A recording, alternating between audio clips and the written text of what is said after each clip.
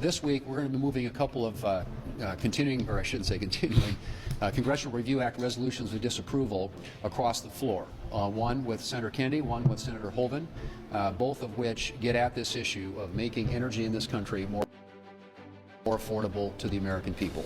That is a very different model than what you got for the last 4 years from the Democrats. But Republicans in the Senate and in the House of Representatives, working with President Trump, who has made American energy dominance a key issue of his administration, we're going to be doing everything we can to open up energy production in this country and make it easier, not harder, and less expensive, not more expensive, to create energy dominance for the American people and thereby lower the cost that they pay literally on almost everything that they buy.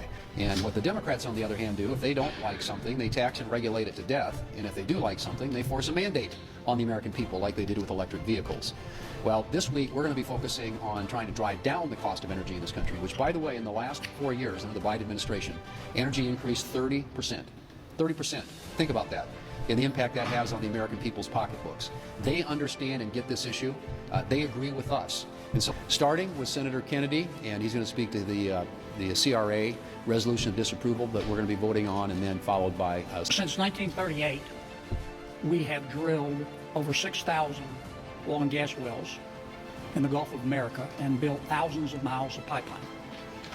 To do that, the oil and gas industry has had to spend billions of dollars to survey every square inch of the seabed in the Gulf. Every square inch has been surveyed and x-rayed. We found 4,000 shipwrecks. In the waning days of the Biden administration, BOEM promulgated a new rule that says if you want to drill a well or build a pipeline, you've got to survey it again. This, of course, increases the cost of drilling, which, of course, increases the cost of energy because the extra cost is passed on to the consumer, which, of course, hurts us in our fight to lower prices. This regulation is just one example of why we're experiencing inflation in America today. My resolution would rescind this rule. I'm not saying that the guy who came up with this idea of this rule is the dumbest person in the world, but I am saying that the guy who came up with this idea for this rule better hope that the dumbest person in the world doesn't die. And we're going to kill him. So in 2002, the Democrats, without any Republican votes, passed the so-called and completely misnamed Inflation Reduction Act.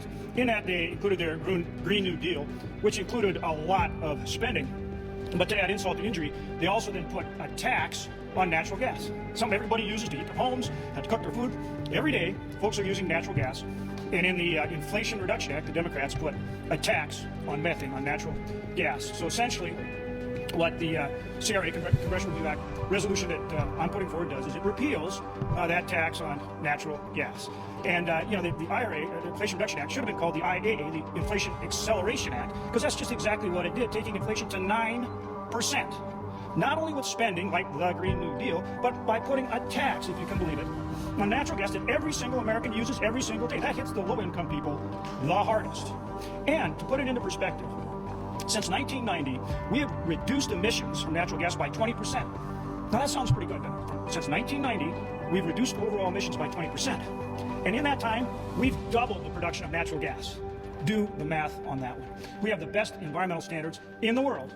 And so the solution for the Democrats is to tax it, get less of it, and get it from countries with worse environmental standards. Beyond ridiculous. We're going to repeal it. So thanks to Republicans and President Trump, who's going to get inflation under control with a whole variety of things, including making America energy dominant once again. We're going to produce more energy here at home. Energy security is national security, it's jobs, it's economic growth, and it's going to help bring prices down for consumers across this country. Over the last month in office, President Trump and Senate Republicans have not focused on lowering prices or making life easier or better for American families. In fact, they're doing the total opposite. As soon as today, House Republicans are going to attempt to pass a budget resolution that clears the way for one of the most draconian cuts of Medicaid in history, and it will hurt so many people in so many different ways in every corner of America. Why? Why do they want to do this? Why would they want to cut Medicaid? Why would they want to tell a community health center to close? Why would they want to tell a senior in a nursing home you're being kicked out? One reason, it's been their North Star all along, to provide tax cuts for their billionaire club and have the American people, unfortunately and sadly, pay the price. The Republican bill could cut $880 billion in just Medicaid alone, throwing 80 million Americans, kids, veterans, the elderly, to the wolves. just to get their friends big tax cuts. So last week here in the Senate during Vote-A-Rama, we pushed a whole lot of amendments. I pushed an amendment that said we should have no tax breaks for millionaires, and then I pushed another amendment calling for no billionaire tax breaks if even $1 of Medicaid spending was cut. And unfortunately, they were overwhelmingly rejected by the Republicans in the Senate. I'm sure in every state, those votes were very unpopular. It could have been the reddest of states. So last week here in the Senate during Vote-A-Rama, we pushed a whole lot of amendments. I pushed an amendment that said we should have no tax breaks for millionaires, and then I pushed another amendment calling for no billionaire tax breaks if even $1 of Medicaid spending was cut. And unfortunately, they were overwhelmingly rejected by the Republicans in the Senate. I'm sure in every state, those votes were very unpopular. Could have been the reddest of states. Donald Trump promised to bring down costs on day one. That's what he said. Day one, costs are going down. Prices and inflation continue to rise. His trade war with our allies is making it worse. Grocery prices up, chicken, pork, steak, all up. And while the Republicans are focused on things that either Americans don't like or don't care about, he said the first day he'd bring those costs down. And what did he do on day one? Pardoned insurrectionists, many that went on to commit more crime. He focused on the Gulf of America, annexing Canada, changing the name of mountains. They're distractions. They're good at that. Why? They want to hide their number one goal: tax breaks for the billionaire club. And while they destroy Medicaid to do it. Most Americans, of course, want government to be more efficient, cut waste. This is not the way to do it. This is not what Americans want. This is not what Americans deserve. Americans want lower costs, not less air safety personnel in more dangerous skies. They want lower prices, not our veterans starved of resources. And what's being cut? Firings at the Veterans Crisis Line, the 9/11 Survivor Health Program, parks across the country, all for the sake of helping their billionaire friends. In short, Republicans are all focused on the wrong thing at the wrong time. Under Donald Trump's Republican policy, billionaires win, families lose. On Sunday, the leader of the Republican Party, Elon Musk, tweeted that he thought a government shutdown would be, quote, great.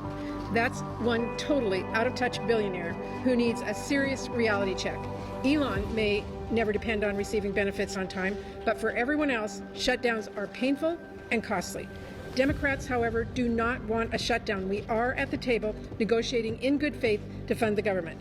But Republicans are the majority in the House and in the Senate. If they want our votes, they need to work with us. We are close on top-line spending, but we need to know Republicans are willing to work with us to protect Congress's power of the purse. And I welcome any and all ideas they may have on how we can work together to do just that. That is the absolute bare minimum, and it's frankly not asking a whole lot. Republicans should not be so eager to let Elon Musk cut off cancer research or clean energy jobs in their districts. They should not follow Elon towards a shutdown. Now, even though March 14th is just around the corner, most Republicans aren't really focused on funding the government. And that's because their number one priority is passing more tax cuts for billionaires. Here in the Senate, as you know, last Friday, just before 5 a.m., Republicans ramped through their pro-billionaire, anti-middle-class budget blueprint. Possibly tonight in the House, Republicans are planning to do even worse. And to pass their massive tax giveaway for billionaires, they're going to defund Medicaid, slash veterans benefits, and force kids to go hungry. I want to be clear, the congressional districts with the highest enrollment for Medicaid in my state are represented by Republicans. There's simply no way to realize the trillions in cuts they're calling for without kicking kids and families off Medicaid. They are cutting health care for the children they represent to cut taxes for billionaires, hurting kids, making it so a child can't see a doctor, to give Elon Musk a tax break he doesn't need. If that's the path Republicans want to go down, then I'm going to make sure that everybody knows that. To the American people, now is the time to tune in to C-SPAN. Now's the time to give your Republican congressman an earful. Now's the time to text your family chat group. Now's the time to do everything we possibly can to protect health care for our kids and families. Every American should understand their story, and their voice will make a difference in this fight. Congress needs to hear you. So my advice is get loud. I will be using my voice and my vote to make sure kids can see a doctor, to make sure that kids do not go hungry. I'll be voting no to give billionaires more tax cuts while kicking kids off their health care. 5,373. That is exactly how many phone calls my office received just in the past week from Wisconsinites who don't want President Trump slashing Medicaid, who don't want the world's richest man to rig government so that he can profit even more, who don't want veterans benefits or services being cut, and who don't want hardworking public servants fired for no reason at all. These are the people who recognize that this is just the tip of the iceberg regarding how Republicans are going to pay for their tax breaks for billionaires. Because at the very center of all these unpopular policies, what binds them all together is Republicans' North Star, a massive tax break for the wealthy and the biggest corporations on the backs of our constituents. Look, we have seen this movie before. Last go around, the Republicans gave tax breaks to the very wealthy. And in my state, one taxpayer, one single company, got a bigger tax break than all Wisconsinites combined in the first year of that plan. That company was ExxonMobil. Just think about that. One taxpayer got a bigger tax break than every Wisconsinite put together. This time, the tax break will be bigger, and it will be paid for by taking food from hungry kids, shutting nursing home doors, and ripping health care away from kids and disabled Americans.